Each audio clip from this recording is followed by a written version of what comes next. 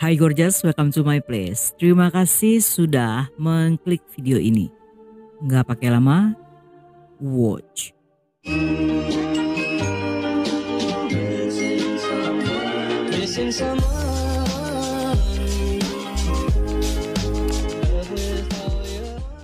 Jamel terlahir dalam keluarga muslim sederhana yang tinggal di kota Essonne, Prancis. Orang tuanya merupakan imigran asal Aljazair yang tiba di Prancis sebelum kelahirannya. Ayahnya adalah seorang pekerja dan imam, sedangkan ibunya seorang ibu rumah tangga yang mengasuh keenam anaknya. Sejak Jamel berusia 4 hingga 14 tahun, dia rajin belajar mengaji setiap hari Sabtu dan Minggu. Jamel juga memiliki nilai baik di sekolah, sehingga orang tuanya meminta untuk melanjutkan ke SMK. Ketika telah menamatkan pendidikannya, Jamel berkesempatan untuk menjadi guru teknik industri di sekolahnya dulu. Namun 2 tahun kemudian, Jamel pun berhenti menjadi guru. Dan secara mendadak gaya hidupnya berubah drastis bagaikan orang kaya baru. Pria yang membuka beberapa bisnis ini dikenal sebagai pria tampan yang rutin ke gym untuk membentuk otot serta perut roti sobek. Dalam foto di media sosialnya, memperlihatkan jika Jamel telah menguasai banyak alat di pusat kebugaran itu. Jamel selalu memperhatikan penampilannya hingga terlihat seperti putra Raja Minyak. Dengan kulit agak gelap, senyum cerah, serta wajah brewokan, membuatnya tampak sangat jantan yang tentu saja membuat banyak wanita tergoda. Di akun media sosial, Jamel sering menunjukkan kekayaan dengan memamerkan hartanya, serta jam tangan mewah dengan harga yang selangit. Dia bahkan dengan senang hati akan memamerkan kartu kredit Black Card miliknya atau berkeliling di lingkungan sekitar sambil mengendarai mobil convertible dengan atap yang terbuka. Pada orang-orang Jamel mengaku jika penghasilannya bersumber dari champion MMA. Karena sebelum tahun 2020, MMA belum diperbolehkan di Prancis, sehingga Jamel secara rutin berpartisipasi dalam kejuaraan MMA di Amerika. Dia mengaku dalam setiap kemenangan berhasil mendapat uang sebesar 300 hingga 500 juta.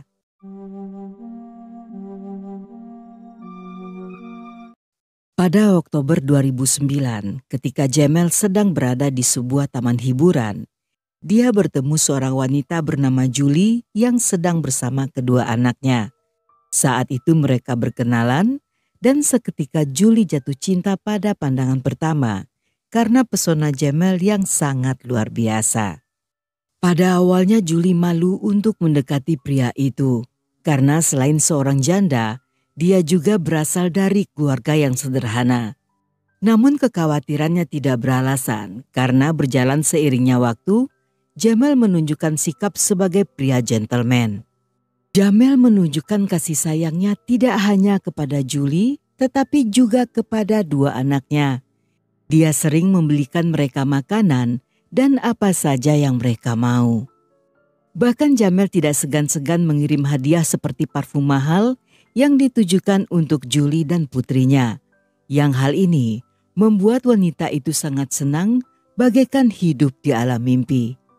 Dan tidak lama setelah berpacaran, Jamel pun mengajak Julie untuk menikah yang diterima oleh wanita itu. Sebelum melamar Julie secara resmi, Jamel ingin mengenalkannya pada keluarga di Aljazair. Pria itu akan pulang pada akhir tahun dan setelahnya Julie akan menyusul dengan menaiki pesawat dari Prancis ke Maroko. Setibanya di sana, Jamel akan menjemput di bandara untuk melanjutkan perjalanan darat ke Aljazair. Pada 20 Desember 2009, ketika tiba di bandara, Jamel telah menunggunya. Namun saat itu Julie tidak menaiki mobil pria itu, melainkan menaiki sebuah mobil sewaan, dan mereka pun berkendara dalam konvoi kecil. Selama dalam perjalanan, Julie yang mengikuti mobil Jamel dari belakang, tiba-tiba merasa kaget ketika mobil pria itu melaju sangat kencang hingga hilang dari pandangan.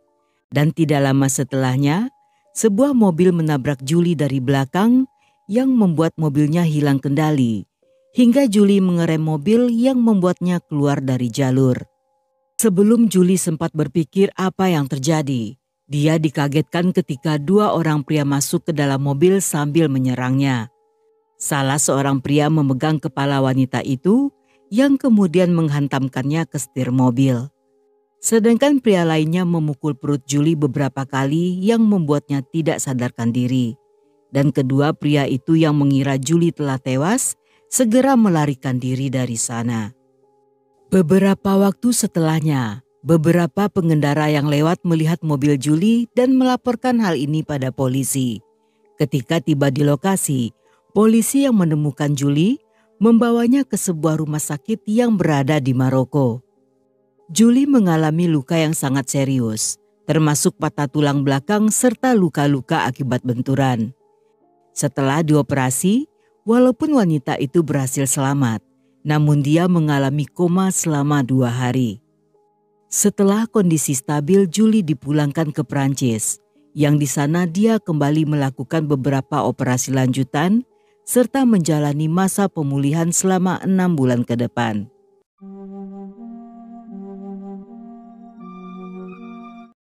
Namun selama masa pemulihan, Jamel jarang mengunjungi Julie di rumah sakit. Hal ini membuatnya curiga dan tiba-tiba teringat bahwa sebelum berangkat ke Maroko, mereka pernah membuat beberapa polis asuransi jiwa atas nama Julie. Setelah dilamar sang kekasih, Julie yang saat itu sedang berada di awang-awang, berhasil dibujuk untuk membuat polis asuransi jiwa dengan Jamel sebagai satu-satunya ahli waris. Saat itu dia membeli polis seharga 113 juta per tahun, dan jika seandainya Julie meninggal, Jamel akan menerima uang sejumlah 118 miliar. Ketika masa pemulihannya telah selesai, Julie melaporkan kejadian itu pada polisi. Selain melapor tentang asuransi tersebut, dia juga melaporkan bahwa rumahnya telah dibobol dan digeledah oleh perampok yang hanya mengambil 4 buah salinan kontrak asuransi jiwa. Dan laporan kedua terkait penyerangan di Maroko, karena Julie sangat yakin jika kejadian tersebut merupakan rencana Jamel yang berusaha membunuhnya. Mendengar hal ini, polisi pun mulai menyelidiki latar belakang pria itu. Dan dalam masa-masa ini, Julie mulai muncul di beberapa acara TV untuk menceritakan serangan yang dialaminya di Maroko. Dari penyidikan polisi, mereka menemukan banyak fakta serta kebohongan yang disembunyikan Jamel. Diketahui pada 2006, pria itu pernah menikah dengan wanita bernama Kathleen yang dikenalnya saat sedang olahraga di sebuah gym. Kathleen yang berusia 26 tahun berasal dari kota Var yang berada di Prancis Tenggara. Dia baru saja dipekerjakan sebagai penasehat di sebuah lembaga serikat pekerjaan P. Gadis berambut coklat ini sangat cantik, dan kemanapun dia pergi akan selalu menjadi pusat perhatian. Kathleen memiliki banyak teman dan sering menghabiskan banyak waktu bersama mereka. Namun sejak berhubungan dengan Jamel, dia mulai menjaga jarak dengan orang-orang yang dikenalnya. Karena sejak berpacaran, dia lebih memilih selalu berduaan dengan pria itu hingga ke tahap membeli polis asuransi jiwa di mana Jamel sebagai pewarisnya. Beberapa waktu setelahnya, mereka menikah pada 18 November 2006 yang dilakukan di balai kota dan diadakan secara privat. Tidak ada satupun teman dekat bahkan keluarga Kathleen yang ikut hadir, begitu pula dari pihak keluarga Jamel. Walaupun keluarga pria itu menyetujui pernikahan ini dengan tergesa-gesa, sedangkan dari pihak Kathleen, tidak satupun dari mereka yang mengenal Jamel.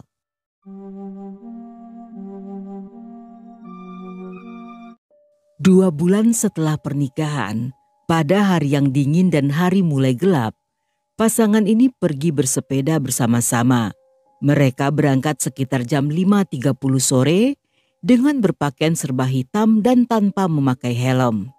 Setelah bersepeda mengelilingi kota sejauh 20 km, mereka tiba di sebuah jalan yang lampu penerangannya redup dan tiba-tiba sebuah mobil menabrak Kathleen hingga wanita itu terjatuh ke dalam parit dan mobil tersebut kabur begitu saja. Selang beberapa waktu, sebuah mobil yang lewat di jalan tersebut melihat ada sesuatu di pinggir jalan. Sang pengendara, sebut saja bernama Anton, segera turun untuk memeriksa dan melihat Kathleen yang terbaring di jalanan dengan Jamel di sampingnya tampak dalam keadaan syok. Anton segera menghubungi ambulans yang datang dalam beberapa menit dan membawa Kathleen ke rumah sakit. Saat ditanyai polisi, Jamel mengatakan jika mobil yang menabrak istrinya berjenis Clio, tetapi dia tidak sempat memperhatikan nomor platnya akibat cuaca yang sangat gelap. Hal ini tentunya membuat pelacakan menjadi sulit karena Jamel tidak memiliki petunjuk lain. Dan mobil dengan jenis tersebut merupakan mobil yang banyak digunakan oleh warga sekitar. Dan sayangnya, setelah dirawat selama 7 hari, Kathleen pada akhirnya meninggal. Sebagai pasangan pengantin baru, Jamel yang bersedih merasa hatinya sangat hancur. Namun di balik semua itu, secara bersamaan dia akan menerima uang asuransi sebesar 21 miliar. Ketika Jamel mengetahui akan menerima uang sebesar itu, dia tentunya sangat kaget karena tidak menyangka jika Kathleen yang memiliki gaji sejumlah 263 juta per tahun sanggup membeli 4 polis asuransi dengan nilai total per bulan sebanyak 44 juta. Pada awalnya uang yang akan diterima Jamel adalah sebanyak 34 miliar. Namun karena ada 2 perusahaan asuransi yang menolak membayar uang tersebut karena alasan tertentu, pada akhirnya dia hanya menerima sebanyak 21 miliar. Berkat asuransi tersebut, Jamel bisa mewujudkan hal-hal yang ingin dia miliki, seperti membeli 2 unit paviliun, 1 apartemen berukuran 4x4 meter, dan sebuah jet ski. Jamel menguasai semua uang tersebut tanpa mau membaginya dengan keluarga Kathleen dan mulai merubah gaya hidupnya menjadi pria hedon. Namun yang paling menyakitkan, setelah kejadian tersebut, pria itu sama sekali tidak mau mengingat atau membicarakan tentang kematian istrinya. Dia bertingkah bagaikan bujangan paling tampan serta menggoda yang diinginkan oleh semua wanita. Pada Agustus 2009, Jamel menginvestasikan uang sejumlah 3,3 miliar yang digunakan untuk mengubah sebuah hanggar pesawat menjadi sebuah taman bermain anak-anak di Eson Egli. Ketika taman bermain dibuka, Jamel mempekerjakan beberapa pegawai wanita dan di taman inilah dia bertemu dengan Julie.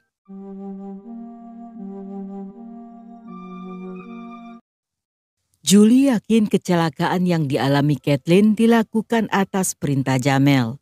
Bahkan setelah mendapat uang asuransi tersebut, pada orang lain dia menyembunyikan fakta dari mana sumber dananya. Berdasarkan laporan Julie, polisi kembali membuka kasus Kathleen dan melihat banyak hal mencurigakan dari keterangan Jamel sebelumnya. Dalam berkas dokumen tersebut, Jamel yang merupakan satu-satunya saksi mata hanya mengetahui jenis mobil yang menabrak istrinya. Karena kecelakaan terjadi di malam yang gelap dan musim dingin, serta Jamel yang mengaku tidak punya petunjuk apapun tentang mobil itu, sehingga polisi tidak bisa menemukan mobil tersebut dan segera menutup kasus. Untuk mencari tahu lebih lanjut, polisi pun menemui Anton yang menyelamatkan Kathleen di malam kejadian, serta menanyai beberapa saksi yang sempat hadir di saat itu. Hampir dari semuanya mengaku merasakan kesan yang sama ketika melihat Jamel pertama kali di tepi jalan. Bahkan menurut Anton, sepintas Jamel yang berada di sebelah Kathleen seperti sedang mencekiknya dan bukan seperti orang yang sedang berusaha menyadarkan seseorang yang sedang pingsan, seperti memanggil nama, menepuk wajah, atau mengguncang-guncangkan badan. Dan saat melihat mobil Anton semakin mendekat, Jamel tampak mengubah posisinya dan bersikap panik serta meminta bantuan. Ibu Kathleen yang bernama Bridget sangat kaget ketika mendengar putrinya mengalami kecelakaan dan terbaring koma di rumah sakit. Saat itulah dia baru mengetahui jika Kathleen telah menikah dengan pria yang belum pernah dia temui. Dan itulah pertama kalinya Bridget bertemu dengan Jamel. Ketika Kathleen meninggal, Bridget seakan tidak terima. Dia menilai kematian putrinya tidak wajar dan memiliki firasat bahwa kematian sang putri berkaitan dengan Jamel. Pada polisi, wanita itu menyampaikan tentang kejanggalan yang terjadi dalam kasus ini. Karena dia tahu persis jika putrinya tidak suka olahraga, terutama bersepeda pada musim dingin dalam cuaca gelap. Dan melihat pakaian bersepeda warna hitam yang dikenakan Kathleen pada hari naas tersebut, Bridget mengatakan jika warna hitam bukanlah warna kesukaan sang putri. Selama 3 tahun Bridget memperjuangkan keadilan demi putrinya, dan pada masa itulah dia baru mengetahui tentang asuransi jiwa milik Kathleen. Fakta bahwa Jamel merupakan satu-satunya pewaris, serta jumlah uang yang begitu banyak, membuat wanita itu curiga serta meminta kasus ini diusut hingga tuntas. Namun karena kurangnya bukti yang kuat, selama beberapa tahun ke depan, kasus ini pun menjadi kasus dingin hingga kembali dibuka pada Juni 2010 setelah Julie melaporkan Jamel.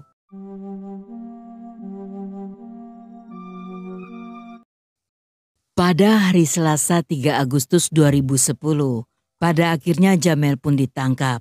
Dan dalam interogasi, dia mengaku mengetahui tentang asuransi itu tepat ketika Kathleen telah meninggal.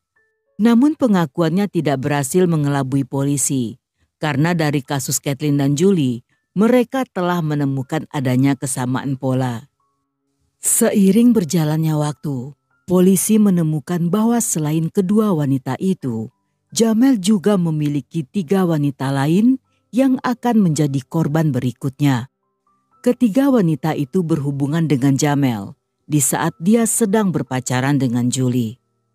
Salah seorang dari mereka bernama Karin yang dikenal Jamel di awal 2010 saat sedang menghibur otong mungilnya yang berwarna abu-abu vulkanik di sebuah klub swinger yang ada di daerah Paris.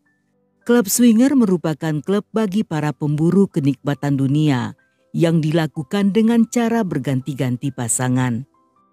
Sama seperti korban sebelumnya, wanita itu juga membeli polis asuransi dengan jumlah yang lebih besar dari milik Kathleen tepat setelah mereka berpacaran. Polisi pun menemui Karin dan memintanya untuk membatalkan polis tersebut. Selang beberapa waktu kemudian, polisi kembali menemukan fakta baru bahwa selain 3 wanita itu, Jamel juga memiliki hubungan lain dengan seorang wanita bernama Celine. Hubungan mereka terjalin bahkan sebelum Jamel bertemu dengan Kathleen dan Julie. Celine yang berusia 39 tahun bekerja di sebuah perusahaan besar dan memiliki gaji yang besar. Dia juga sering menjadi sukarelawan untuk beberapa perkumpulan, seperti perkumpulan anak yang mengunjungi ayah di penjara, serta sukarelawan di International Observatorium Penjara. Berbeda dengan hubungan Jamel dengan wanita lainnya, dengan Celine mereka tidak pernah membeli polis asuransi jiwa. Celine dan Jamel saling mengenal sejak masih remaja dan mereka berpacaran di tahun 2002. 2 tahun setelahnya, mereka pun menjalin kemitraan sipil atau setara dengan pernikahan menurut hukum Prancis sehingga Jamel bisa pindah ke Paris. Namun sayangnya 2 tahun kemudian mereka berpisah ketika Celine mengetahui bahwa Jamel tidak setia, tetapi hubungan keduanya tetap terjalin dengan baik. Dan setelah kematian Kathleen, Jamel yang tampak depresi dirawat oleh Celine, yang dalam masa-masa ini untuk menghibur diri sendiri, Jamel dan otongnya seringkali mengunjungi klub swinger. Pada Celine dia mengaku tidak tahan hidup dalam keputusasaan dan mengatakan akan mati akibat tertular AIDS dan berkali-kali mencoba untuk melakukan bunuh. Karena hal inilah, Celine yang merasa iba memutuskan untuk kembali bersama dan mereka pun kembali menikah siri. Saat itu Selin berpikir jika hal tersebut merupakan satu-satunya cara untuk melepaskan Jamel dari rasa depresinya. Namun walaupun saat itu mereka tidak pernah saling meninggalkan satu sama lainnya, tetapi Jamel masih sering berselingkuh. Ketika polisi menanyai Selin, wanita itu mengaku pernah melihat kontrak asuransi tersebut tetapi tidak tahu tentang detailnya.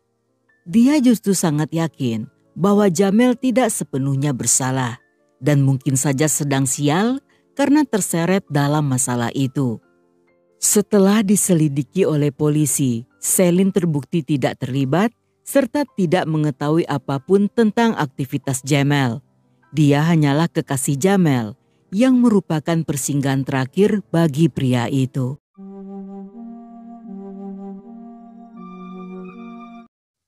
Dalam persidangan yang dilakukan pada 2014, Jamel pun didakwa dengan pembunuhan, percobaan pembunuhan, dan penipuan. Namun sepanjang persidangan dia bersikeras mengaku tidak bersalah, dan pengacaranya berusaha membuktikan jika kematian Kathleen murni akibat kecelakaan. Dia bahkan juga menuduh Julie sebagai pelaku KDRT, dengan mengungkapkan seluruh isi pesan chat di antara keduanya yang berjumlah sebanyak 1.800 pesan. Julie tentunya membantah semua tuduhan tersebut dan mengatakan jika kedatangannya ke Maroko atas permintaan Jamel. Hal ini kembali dibantah oleh pria itu dengan mengklaim Julie sebagai wanita gila serta mitomaniak.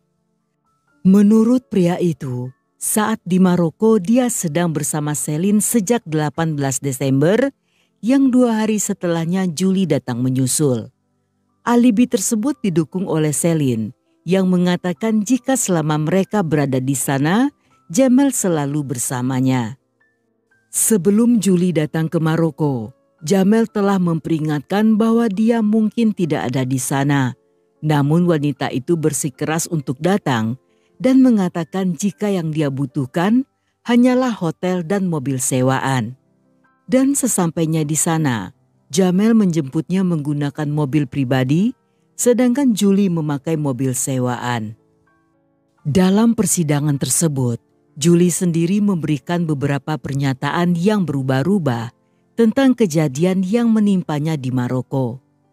Pada awalnya dia mengaku jika setelah diserang dalam keadaan tidak sadarkan diri. Namun menurut beberapa petugas medis yang menyelamatkannya saat itu, mereka menemukan Julie masih dalam kondisi sadar dan sempat mengatakan jika ada seseorang yang menabrak mobilnya dari belakang. Hanya saja berdasarkan pemeriksaan, di belakang mobil tersebut tidak ditemukan adanya bekas-bekas tabrakan. Hal ini tentunya membuat para juri berpikir jika Julie sendirilah yang menciptakan skenario tentang kecelakaan itu. Semua kecurigaan juri dibantah oleh pengacaranya dengan membeberkan fakta jika kliennya mengalami patah pada leher dan tulang belakang. Bahkan di tengah penyerangan tersebut, para pelaku memaksanya meminum alkohol dengan tujuan agar seolah-olah kecelakaan tersebut terjadi akibat Julie yang sedang mabuk. Dan untuk apa Julie mencelakai diri separah itu jika hanya untuk menjalankan skenario? Mendengar hal ini, pengacara Jamel kembali membela kliennya. Dia mengatakan jika Jamel memiliki hutang sejumlah 33 miliar pada 2 orang pria yang mungkin saja merekalah pelaku sebenarnya. Setelah menjalani persidangan selama 2 tahun, pada akhirnya Jamel divonis hukuman penjara selama 30 tahun dengan kesempatan bebas bersyarat setelah 15 tahun. Sesaat setelah persidangan, pria itu pun mengajukan banding, yang hasilnya hakim masih menetapkan hukuman yang sama. Dan karena kurang puas dengan hal itu, dia pun mengajukan kasasi dengan hasil yang masih sama.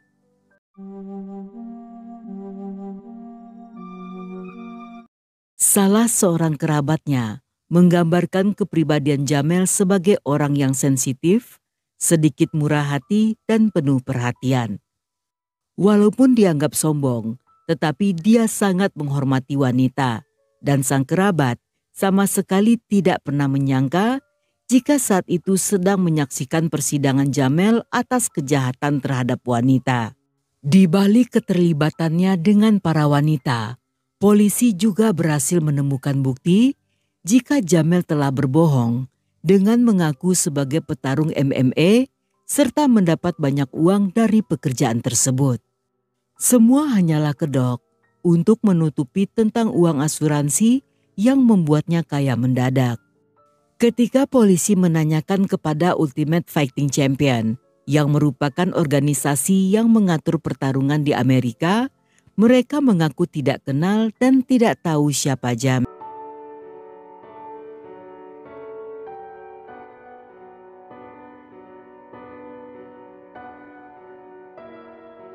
Dan sampai di sini dulu cerita kita kali ini. Semoga kalian suka dengan ceritanya. Buat yang masih betah hingga akhir, thank you, love you, have a nice day, and then see ya.